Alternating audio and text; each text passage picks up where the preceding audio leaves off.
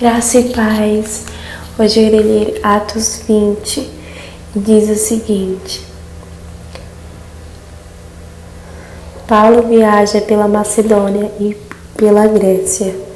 Cessado o tumulto, Paulo mandou chamar os discípulos e, depois de encorajá-los, despediu-se e partiu para a Macedônia.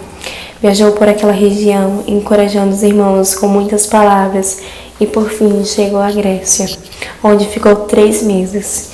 Quando estava a ponto de embarcar para a Síria, os judeus fizeram uma conspiração contra ele.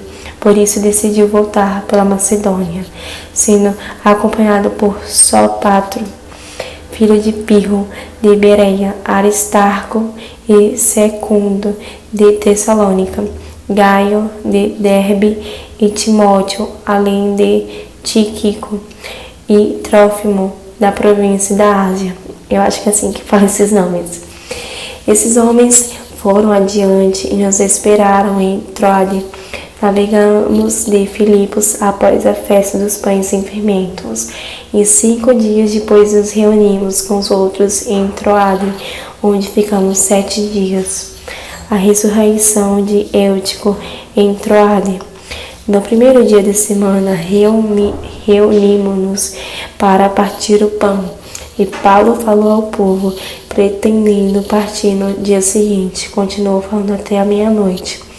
Havia muitas candeias no piso superior, onde estávamos reunidos. Um jovem chamado Eutico, que estava sentado numa janela, adormeceu profundamente durante o longo discurso de Paulo. Vencido pelo sono, caiu do 3º andar. Quando levantaram, estava morto. Paulo desceu, inclinou-se sobre o rapaz e o abraçou, dizendo: Não fiquem alarmados, ele está vivo. Então subiu novamente, partiu o pão e comeu. Depois continuou a falar até o amanhecer e foi embora. Levaram vivo o jovem, o que muitos consolou.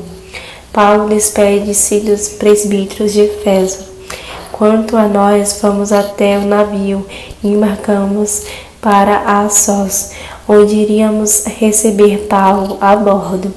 Assim ele tinha determinado, tendo preferido ir a pé. Quando nos encontrou em Assos, nós o recebemos a bordo e prosseguimos até Mitilene.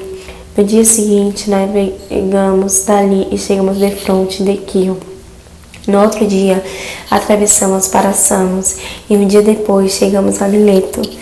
Paulo tinha decidido não aportar em Éfeso para não se demorar na província da Ásia, pois estava com pressa de chegar a Jerusalém, se possível antes do dia de Pentecoste. De Mileto, Paulo mandou chamar os presbíteros da igreja de Éfeso. Quando chegaram, ele lhes disse: Vocês sabem como vivi todo o tempo em que estive com vocês, desde o primeiro dia em que cheguei à província da Ásia. Servi ao Senhor com toda a humildade e com lágrimas, sendo severamente provado pelas conspirações dos judeus. Vocês sabem que não deixei de pregar a vocês nada que fosse proveitoso, mas ensinei tudo publicamente e de casa em casa.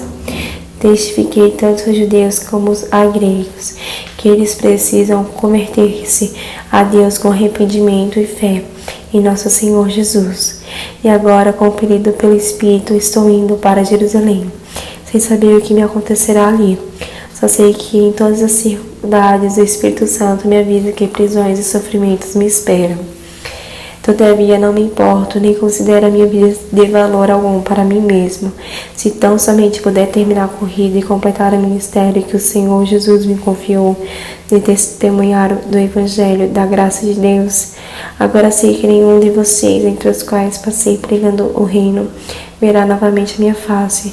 Portanto, eu declaro hoje que estou inocente do sangue de todos, pois não deixei de proclamar a vocês toda a vontade de Deus.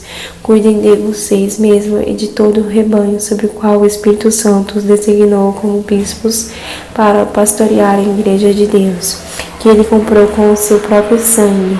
Sei que depois da minha partida, lobos ferozes penetrarão no meio de vocês e não pouparão rebanho. e dentre vocês mesmos se levantarão homens que torcerão a verdade, a fim de atrair os discípulos. Por isso, vigie. Lembre-se de que durante 3 anos jamais cessei de advertir cada um de vocês disso, noite e dia, com lágrimas. Agora eu os entrego a Deus e a palavra da sua graça, que pode edificá-los e dar-lhes herança entre todos os que são santificados. Não cobicei a prata, nem o ouro, nem as roupas de ninguém. Vocês mesmos sabem que estas minhas mãos supriram minhas necessidades e as de meus companheiros. Em tudo o que fiz, mostrei a vocês que, mediante trabalho árduo, devemos ajudar os fracos, lembrando das palavras do próprio Senhor Jesus, que disse: há maior felicidade em dar do que em receber. Tendo dito isso, ajoelhou-se com todos eles e orou. Todos choraram muito e, abraçando, o beijaram. O que mais os entristeceu foi a declaração de que nunca mais veriam a sua face. Então o acompanharam até o navio. Essa foi a palavra de hoje. Glórias a Deus. Que Deus abençoe a cada um de vocês. Fiquem com Deus. Um beijo. Tchau. Amém.